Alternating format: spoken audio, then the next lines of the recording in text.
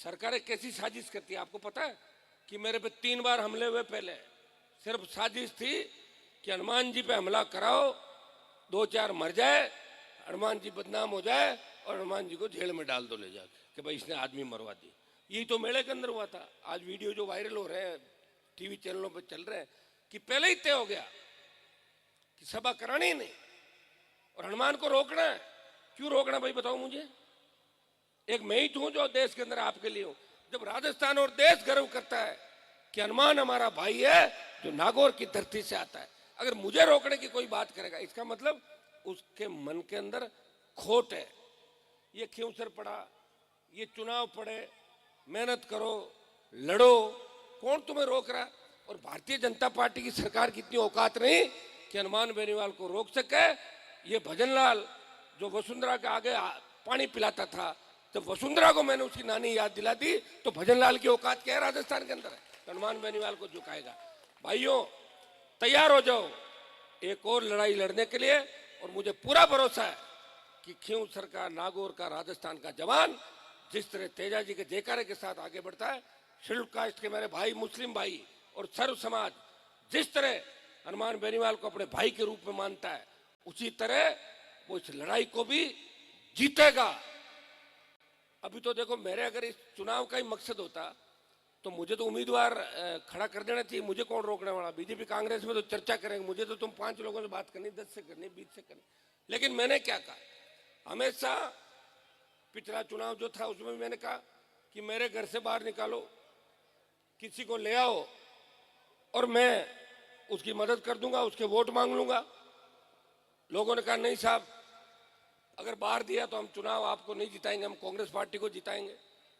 आपके कहने के बाद मेरे परिवार से भाई को मैंने खड़ा किया। और अब की बार भी आपको कहता हूं कि खिंवसर की जनता तय करेगी कि राष्ट्रीय लोकतांत्रिक पार्टी का उम्मीदवार कौन होगा। आपसे बात करूंगा मैं।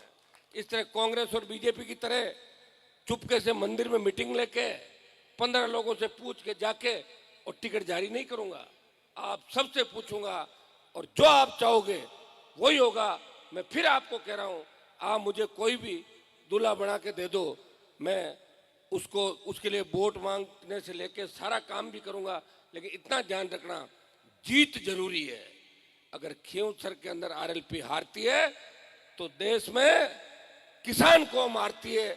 इस बात का भी आपको ध्यान रखना है। छोटी मोटी बातें अगर रही, कई लोग हमारे छोटे छोटे नाराज हो जाते हैं, साहब आगे ब्याह में कौन आया, फलाना कौन। अरे नहीं आए होंगे साहब ने तो ब्याह खुद का ही कितना लेट किया था, आप ये तो बताओ यार। मैं तो भूल ही गया था कि मेरी शादी भी मुझे करनी। बताओ, आपके लिए पूरा जीवन समर्पित कर दिया। अगर ब्याह में नहीं आया बेटा के तो पोता का आ जाऊँ और कोई सवामणि में आ जाऊँ, बाद में आ जाएंगे। मेरे साथ घूम लिए साल 2 साल 4 साल, हर कोई कह रहा है कि हनुमान जी को नेता हमने बनाया है। कहाँ से बनाया? तू खुद कब नेता थे? पहले अपना हिस्ट्री देखो, इतिहास देखो भाई। इस देश को आज़ाद किसने कराया? कोई आदमी बैठा बैठा कहते मैंने देश को आज़ाद कराया। कहाँ से कराया? फिर भगत सिंह जी ने क्या करवाया था? आप बताओ। कोई कह रहा हमने ये प्रथा खत्म कर दी, तो सरदार वल्लभ भाई पटेल ने क्या करी? जागीरें किसने खत्म करी थी? सरदार वल्लभ भाई पटेल ने। देखो आपको हर जगह अलग अलग आदमी चाहिए।